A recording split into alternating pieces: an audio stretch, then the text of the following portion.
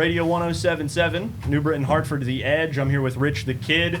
First of all, it was an excellent set tonight. I thought the energy was great, and Dietrich, you really brought the energy with the first song in the set, and I think Carnival really set the bar for acts in Dietrich. I've never felt the hardwood shake like that before tonight. So I just want to ask, first question, how does it feel for you to go out every concert and bring that energy to crowds and get people going? Bro, it's great. You know, it's definitely like exciting to hit a different stage every time. So every crowd brings a different energy, and I'm excited to be here. Gotcha. And so I want to ask, Carnival was #1 at streaming. What is it? Take me through that process on what it takes to make a #1 song, because you did it earlier with One Walk. I think if it was that easy, everybody's making a #1 every day, huh? I don't think it's like that easy. Okay. You know what I'm saying? It's just I was just in the motions. All right. It's what I do type shit. Gotcha. Now, I know you've worked with a lot of different artists throughout your career. I want to know, what's the difference between making a project like Trust Fund Babies with Lil Wayne and the difference between making a project like Vultures with Kanye? What's sort of the difference in the studios and the creative process? Those are two different projects, though. You got to think about it.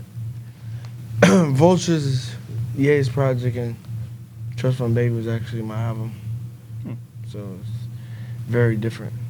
Gotcha. And what's usually the mindset when you go into the studio and you're ready to record something? What do you, tell yourself before you go into the studio? What are you looking to get out of a studio session?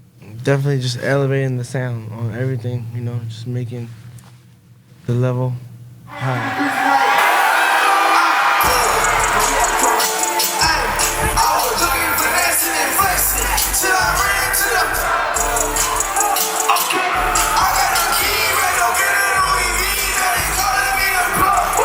And so I've heard, a couple different places. I know that you've got a new project you're working on, Life's a Gamble. I've heard a couple places that was rumored to be releasing in late April. What do you take? It's your first time making a solo album since around 2020 with Bossman. What are you sort of taking into that project? What are you kind of pouring out of yourself into an album like that? Man, shit. You gotta put everything into it. You feel what I'm saying? Your blood, sweat, tears, everything. You know what I'm saying? So it's a project I've been working on for like 3 years, like you said. So I done been working on it for a long time. So I put everything into it for sure. Of course. And I know, what really inspires you to write your raps? What do you... I don't write raps. I just say how I feel, you know what I'm saying? It's my emotion, you know what I'm saying? What makes me rap? My family, you know what I'm saying? They motivate me to make music. My friends, just everything I do daily. My kids, for sure. I mean, when you started out, what really made you want to get into music? What gave you that push to start making music and start putting things out for people to listen to?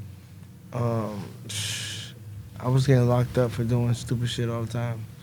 So I was like trying to find a way out. My way out. So music was my way out type of thing.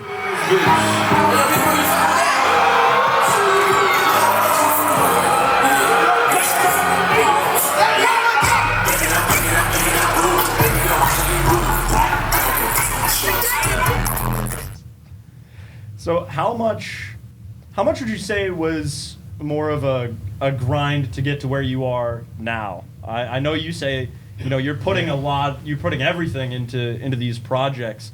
How many projects did you really have to push out before you got that first really, really big song out and elevated you to where you are now? Probably a lot. I don't know. Over 10 for sure.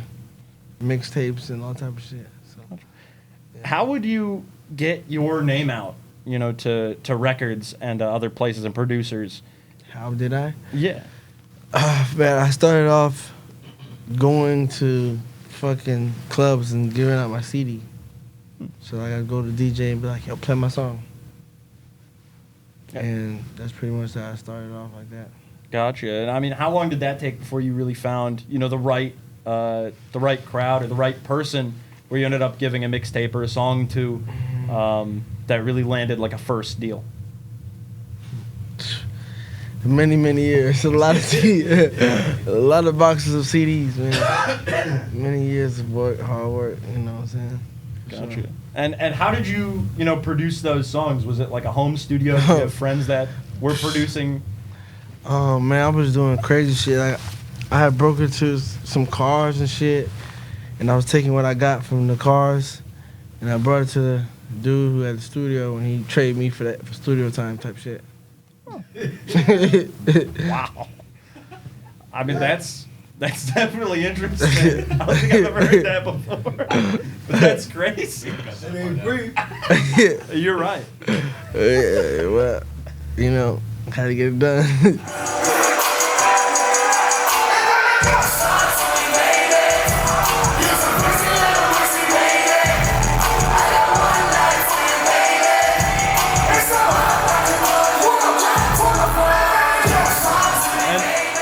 I imagine, you've played a lot of shows in a lot of different places. Where would you say are some of your favorite places to perform at?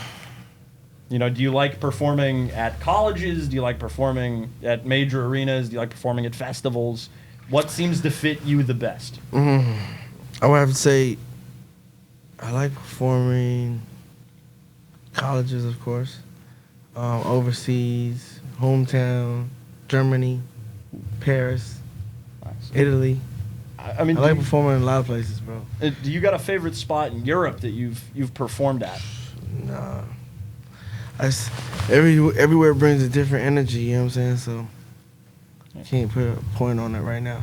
Gotcha. And would you say that there's, a certain college you've performed at that really brought the most energy? And you don't have to say Central. Trust me, you don't have to say Central. No, tonight the show here definitely brought good energy, and I had a good time here. So, gotcha. Where are you going next? I want to know if you can put out, a vague date on when the album will come out, and B, when's that next live show, and how excited are you for it? I'll be in New Hampshire tomorrow, so I'm excited for that. Right. Really excited. So Is that I've never been there. Another college? Yeah. UNH? Yeah, probably think so. It might be. Ooh. Keene State. Oh, yeah. It's not a bad place. Yeah. So it's about to be lit. All right. Appreciate y'all, man. Yes, sir. Yes, sir.